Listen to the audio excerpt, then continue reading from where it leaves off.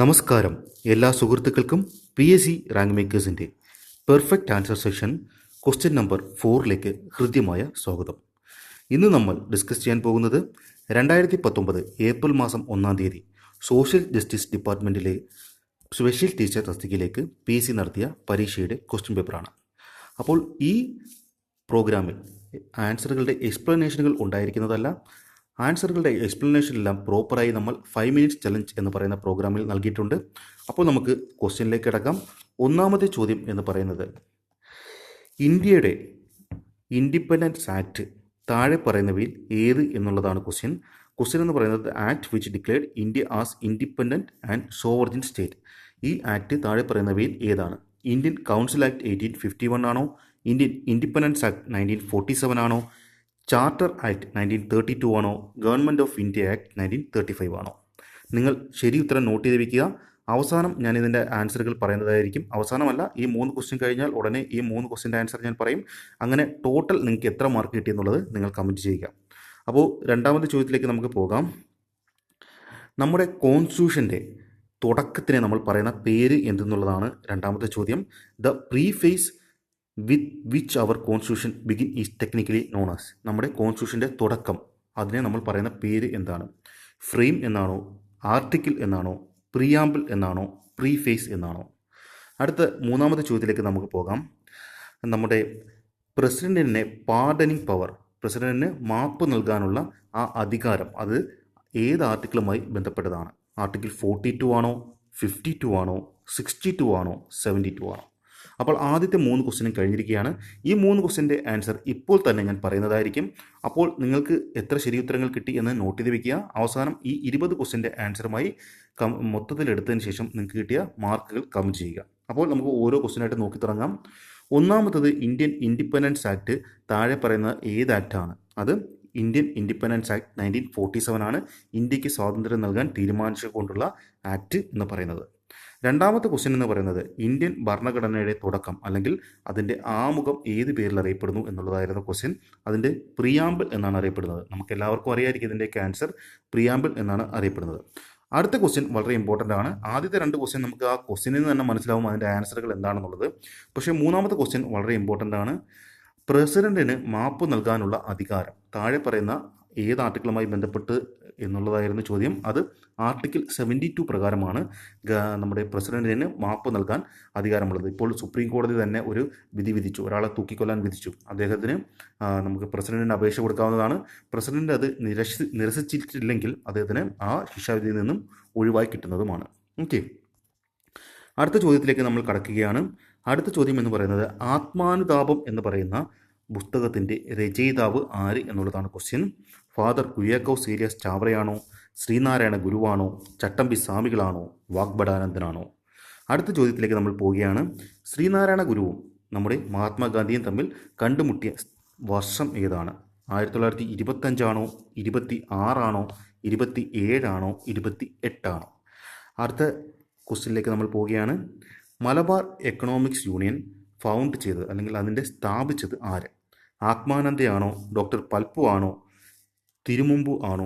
AK ഗോപാലനാണോ? ഇവരിൽ ആരാണ് Malabar economic union സ്ഥാപിച്ചത്? അപ്പോൾ നമുക്ക് അതിൻ്റെ ഓരോന്നിൻ്റെ ആൻസറിലേക്ക് പോകാം. ഇതും എല്ലാം ഇമ്പോർട്ടൻറ്റ് ക്വസ്റ്റ്യൻ ആണ്, ഇനിയും ചോദിക്കാൻ ചാൻസ് ഉള്ള ക്വസ്റ്റ്യനുകൾ തന്നെയാണ്.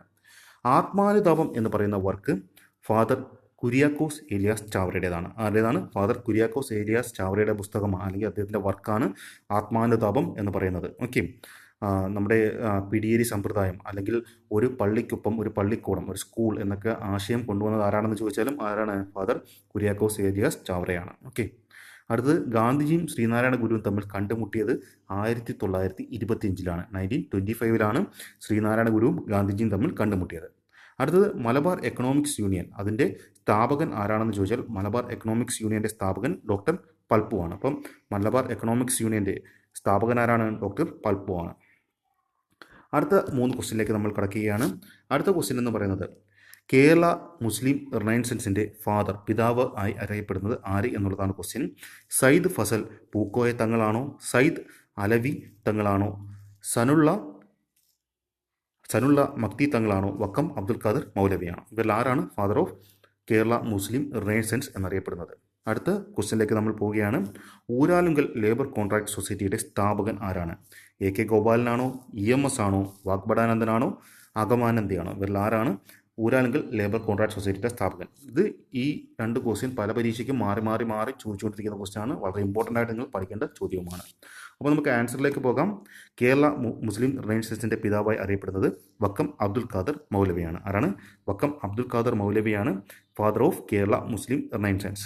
അടുത്തതെന്ന് പറയുന്നത് ഊരാലുങ്കൽ ലേബർ കോൺട്രാക്ട് സൊസൈറ്റിയുടെ സ്ഥാപകൻ ആരാണെന്ന് ചോദിച്ചാൽ വാഗ്ബടാനന്ദൻ എന്ന് പറയുന്ന നമ്മുടെ കേരളത്തിൻ്റെ സോഷ്യൽ റീഫോമറാണ് ഊരാലുങ്കൽ ലേബർ കോൺട്രാക്ട് സൊസൈറ്റിയുടെ സ്ഥാപകൻ. അത് കോഴിക്കോടാണ് ഊരാലുങ്കൽ ലേബർ കോൺട്രാക്ട് സൊസൈറ്റിയുടെ ആസ്ഥാനം. അതുകൂടി നിങ്ങൾ പഠിച്ചു വയ്ക്കുക. അടുത്ത 89ാമത്തെ അടുത്ത ചോദ്യത്തിലേക്ക് നമ്മൾ പോവുകയാണ്. അടുത്ത ചോദ്യം എന്ന് പറയുന്നത് താഴെ പറയുന്നവയിൽ ഏത് ഓർഗനൈസേഷനാണ് മക്തി തങ്ങൾ 1899 സ്റ്റാർട്ട് ചെയ്തത്?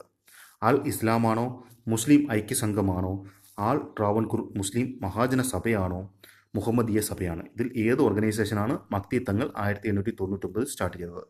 അടുത്തത് ജാതിനാശിനി സഭയുടെ സ്ഥാപകൻ ആര് എന്നുള്ളതാണ് ക്വസ്റ്റ്യൻ. പണ്ഡിറ്റ് കറുപ്പനാണോ, സഹോദരൻ അയ്യപ്പനാണോ, ആനന്ദ തീർത്ഥനാണോ, വാഗ്ബടാനന്ദനാണോ? അപ്പം ആ രണ്ട് ക്വസ്റ്റ്യനിൻ്റെയും ആൻസറിലേക്ക് നമുക്കൊന്ന് പോകാം. ഒന്നാമത്തെ ക്വസ്റ്റ്യൻ, മക്തി തങ്ങൾ 1899 സ്റ്റാർട്ട് ചെയ്ത ഓർഗനൈസേഷൻ്റെ പേരാണ് മുഹമ്മദീയ സഭ. എന്താണ്? മുഹമ്മദീയ സഭ എന്നാണ് മക്തി തങ്ങൾ 1899 സ്റ്റാർട്ട് ചെയ്ത ഓർഗനൈസേഷൻ്റെ പേര്. അടുത്തത് ജാതിനാശിനി സഭ സ്ഥാപിച്ചത് ആര് എന്ന് ചോദിച്ചാൽ ആനന്ദ തീർത്ഥനാണ് ജാതിനാശിനി സഭ സ്ഥാപിച്ചത്. അതിൻ്റെ ആദ്യത്തെ പ്രസിഡന്റിൻ്റെ പേര് വളരെ ഇമ്പോർട്ടൻ്റ് ആണ്, ഒരുപാട് പരീക്ഷയ്ക്ക് ചോദിച്ചിട്ടുണ്ട്. K കേളപ്പനാണ് ആദ്യത്തെ പ്രസിഡന്റ്. ജാതിനാശിനി സഭയുടെ ആദ്യത്തെ പ്രസിഡന്റ്. കേരളത്തിൽ ജാതി സമ്പ്രദായത്തിന് എതിരെ ഉള്ളൊരു മൂവ്മെൻ്റ് ആയിരുന്നു ജാതിനാശിനി സഭ എന്ന് പറയുന്നത്. ഓക്കെ, അപ്പോൾ ജാതിനാശിനി സഭയുടെ ഫൗണ്ടർ ചോദിച്ചാൽ ആനന്ദ തീർത്ഥനും ആദ്യ പ്രസിഡന്റ് ചോദിച്ചാൽ K കേളപ്പനുമാണ്. അടുത്ത ചോദ്യത്തിലേക്ക് നമുക്ക് പോകാം. The founder of temple entry movement in Kerala. കേരളത്തിൽ ടെമ്പിൾ എൻട്രി മൂവ്മെൻറ്റിൻ്റെ ഫൗണ്ടർ എന്നറിയപ്പെടുന്നത് ആര്? TK മാധവനാണോ, AK ഗോപാലനാണോ, C കേശവനാണോ, K കേളപ്പനാണോ? അടുത്ത ചോദ്യത്തിലേക്ക് നമുക്ക് പോകാം. ഡോക്ടർ പൽപ്പു മെഡിക്കൽ സർവീസ് നടത്തിയത് ഏത് ഗവൺമെൻറ്റിൻ്റെ കീഴിലാണ്? തമിഴ്നാടാണോ, മൈസൂരാണോ, കേരളയാണോ, ഹൈദരാബാദാണോ? അടുത്തത് ട്രീറ്റ്മെൻറ്റ് ഓഫ് ടിയാസ് ഇൻ ട്രാവൻകൂർ എന്ന് പറയുന്ന പുസ്തകം രചിച്ചത് ആരാണ്? ശ്രീനാരായണ ഗുരുവാണോ, പണ്ഡിറ്റ് കറുപ്പനാണോ, ഡോക്ടർ പൽപ്പു ആണോ, C കേശവനാണോ? അപ്പോൾ നമുക്ക് ഈ മൂന്ന് ചോദ്യത്തിൻ്റെയും ആൻസർ നോക്കാം. ടെമ്പിൾ എൻട്രി മൂവ്മെൻറ്റിൻ്റെ ഫൗണ്ടറായി അറിയപ്പെടുന്നത് TK മാധവനാണ്. അപ്പം ടെമ്പിൾ എൻട്രി മൂവ്മെൻറ്റിൻ്റെ ഫൗണ്ടർ ആരാണ്? TK മാധവനാണ്. അടുത്ത ഡോക്ടർ പൽപ്പു ഏത് ഗവൺമെൻറ്റിൻ്റെ അണ്ടറിലാണ് മെഡിക്കൽ സർവീസ് നടത്തിയത് എന്നുള്ളതാണ് ചോദ്യം. അത് മൈസൂർ ഗവൺമെൻറ്റിൻ്റെ അണ്ടറിലാണ് അദ്ദേഹം മെഡിക്കൽ സർവീസ് നടത്തിയിരുന്നത്. അടുത്തത് ട്രീറ്റ്മെൻറ്റ് ഓഫ് ടിയാസ് ഇൻ ട്രാവൻകൂർ എന്ന് പറയുന്ന പുസ്തകം രചിച്ചത് ഡോക്ടർ പൽപ്പു ആണ്. അപ്പോൾ ഡോക്ടർ പൽപ്പുവിൻ്റെ പുസ്തകമാണ് ഏതെന്ന് പറയുന്നത്? ട്രീറ്റ്മെൻറ്റ് ഓഫ് ടിയാസ് ഇൻ ട്രാവൻകൂർ എന്ന് പറയുന്നത്. അപ്പോൾ നമുക്ക് അടുത്ത സെറ്റ് ഓഫ് ക്വസ്റ്റ്യനിലേക്ക് പോകാം. അടുത്ത ക്വസ്റ്റ്യൻ എന്ന് പറയുന്നത് CMS കോളേജിൻ്റെ ആദ്യത്തെ പ്രിൻസിപ്പൽ ആരായിരുന്നു? ഹെൻറി ബേക്കർ ആണോ, ബെഞ്ചമിൻ ബെയ്ലി ആണോ, ചാൾസ് മെയ്റ്റ് ആണോ, നോർട്ടൺ ആണോ? ഇവരിൽ ആരാണ് CMS കോളേജിൻ്റെ ആദ്യത്തെ പ്രിൻസിപ്പൽ എന്ന് പറയുന്നത്? അടുത്തത് first viceroy of British India. British ഇന്ത്യയിലെ ആദ്യത്തെ വൈസ്രോയി ആരായിരുന്നു? ലോർഡ് കാനിങ് ആണോ, ലോർഡ് മൗണ്ട് ബാറ്റൻ ആണോ, ലോർഡ് ഇർവിൻ ആണോ, ലോർഡ് ഹാസ്റ്റിംഗ് ആണോ? ഇവരിൽ ആരാണ് ബ്രിട്ടീഷ് ഇന്ത്യയുടെ ആദ്യത്തെ വൈസ്രോയി എന്ന് അറിയപ്പെടുന്നത്? ഓക്കെ, അടുത്തതെന്ന് പറയുന്നത് ഏത് ഇന്ത്യൻ സ്റ്റേറ്റാണ് ടിബറ്റുമായി കണക്ട് ചെയ്യുന്നത്? നാഥുല പാസ് വഴി ടിബറ്റുമായി കണക്ട് ചെയ്യുന്ന ഇന്ത്യൻ സ്റ്റേറ്റ് ഏതാണ്? മണിപ്പൂരാണോ, മിസോറാമാണോ, ആസാമാണോ, സിക്കിമാണോ? അപ്പോൾ നമുക്ക് ആൻസറുകളിലേക്ക് കടക്കാം. ആൻസർ ഒന്നാമത്തെ ചോദ്യം എന്തായിരുന്നു? CMS കോളേജിൻ്റെ ആദ്യത്തെ പ്രിൻസിപ്പൽ ആര് എന്നുള്ളതാണ് ഒന്നാമത്തെ ക്വസ്റ്റ്യൻ.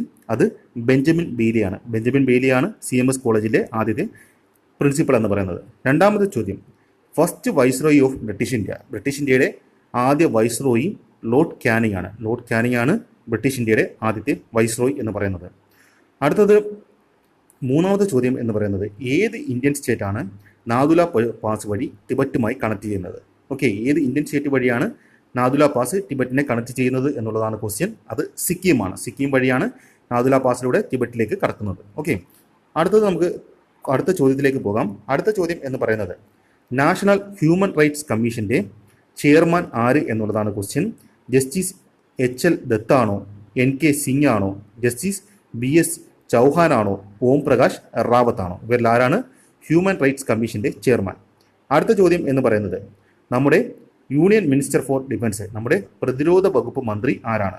സുഷമ സ്വരാജ് ആണോ, നിർമ്മല സീതാരാമനാണോ, സ്മൃതി ഇറാനിയാണോ, മെഹബൂബ മുഫ്തിയാണോ? അടുത്ത ക്വസ്റ്റ്യനിലേക്ക് നമ്മൾ പോവുകയാണ്. കേരളത്തിൻ്റെ സംസ്ഥാന ഫലം, സ്റ്റേറ്റ് ഫ്രൂട്ട് ഓഫ് കേരള എന്നറിയപ്പെടുന്നത് ഏതാണ്? മാംഗോ ആണോ, കോക്കനട്ട് ആണോ, ലെമൺ ആണോ, ജാക്ക് ഫ്രൂട്ട് ആണോ? അടുത്തത് ലാസ്റ്റ് ക്വസ്റ്റ്യനിലേക്ക് നമ്മൾ പോവുകയാണ്. UPSCയുടെ ചെയർമാൻ ആരാണ്? Chairman of union public service commission doctor SP ഗുപ്തയാണോ, രാജീവ് കുമാർ ആണോ, വിനയ് മിത്തലാണോ, ദീപക് ഗുപ്തയാണോ? ഇവരെല്ലാരാണ് UPSCയുടെ ചെയർമാൻ. അപ്പോൾ ആ 4 ക്വസ്റ്റ്യനുകളും കഴിഞ്ഞിരിക്കുകയാണ്.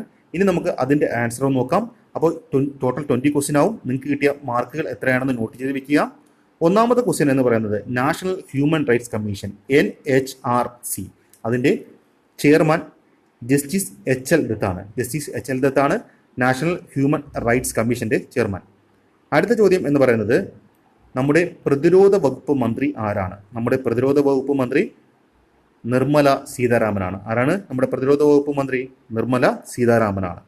അടുത്ത കേരളത്തിൻ്റെ സംസ്ഥാന ഫലം ഏതാണെന്ന് ചോദിച്ചാൽ അത് ജാക്ക് ഫ്രൂട്ട് ആണ് കേരളത്തിൻ്റെ സംസ്ഥാന ഫലം എന്നറിയപ്പെടുന്നത്. അടുത്ത ചോദ്യം എന്തായിരുന്നു? UPSCയുടെ യൂണിയൻ പബ്ലിക് സർവീസ് കമ്മീഷൻ്റെ ഇപ്പോഴത്തെ ചെയർമാൻ ആര് എന്നുള്ളതാണ് ക്വസ്റ്റ്യൻ. പക്ഷേ ആ തന്നിരിക്കുന്ന 4 ഓപ്ഷനുകളിലും അതിൻ്റെ റൈറ്റ് ആയിട്ടുള്ള ആൻസർ ഇല്ല. അതിൻ്റെ റൈറ്റ് ആൻസർ എന്ന് പറയുന്നത് അരവിന്ദ് സക്സേനയാണ് ഇപ്പോൾ UPSCയുടെ ചെയർമാൻ എന്നറിയപ്പെടുന്നത്. ഓക്കെ, അപ്പോൾ നമ്മുടെ ആ 20 ക്വസ്റ്റ്യനുകളും നമ്മൾ കഴിഞ്ഞിരിക്കുകയാണ്. നിങ്ങൾക്ക് കിട്ടിയ മാർക്കുകൾ എത്രയായാലും, അവ കുറവായാലും കൂടുതലായാലും എല്ലാം കമൻറ്റ് ചെയ്യുക. അപ്പോൾ നിങ്ങൾക്ക് ഈ ക്വസ്റ്റ്യൻ്റെ ട്രെൻഡ് ഒന്ന് അനലൈസ് ചെയ്യാൻ വേണ്ടിയാണ് നമ്മൾ ഈ പ്രോഗ്രാം നടത്തുന്നത്. നമ്മുടെ മെയിൻ പ്രോഗ്രാം ഇതേയല്ല, അത് 5 മിനിറ്റ്സ് ചലഞ്ചാണ്. ക്വസ്റ്റ്യൻ പറഞ്ഞ് അതിൻ്റെ ആൻസറും വിത്ത് എക്സ്പ്ലനേഷൻ തരിക എന്നുള്ളതാണ് 5 മിനിറ്റ്സ് ചലഞ്ചിൻ്റെ ലക്ഷ്യം. അപ്പോൾ 5 മിനിറ്റ്സ് ചലഞ്ചിൽ ഞാൻ പറയുന്ന ക്വസ്റ്റ്യനുകൾ ഇതിൽ ചോദിച്ചിട്ടുണ്ടോ എന്നറിയാൻ വേണ്ടി നടത്തുന്ന ഒരു പ്രാക്ടീസ് മാത്രമാണ് നമ്മുടെ പെർഫെക്റ്റ് ആൻസർ എന്ന് പറയുന്ന ഈ സെഷൻ. അപ്പോൾ നിങ്ങൾ ഇപ്പോൾ അറ്റൻഡ് ചെയ്തത് സോഷ്യൽ ജസ്റ്റിസ് ഡിപ്പാർട്ട്മെൻറ്റിലേക്ക് സ്പെഷ്യൽ ടീച്ചർ തസ്തികയിലേക്ക് നടത്തിയ പരീക്ഷയുടെ ക്വസ്റ്റ്യനാണ്. അപ്പോൾ ഇത്രയും നേരം PSC റാങ്ക് മേക്കേഴ്സിൻ്റെ പെർഫെക്റ്റ് ആൻസർ സെഷൻ അറ്റൻഡ് ചെയ്ത എൻ്റെ എല്ലാ സുഹൃത്തുക്കൾക്കും നന്ദി അറിയിക്കുന്നു. Thank you so much.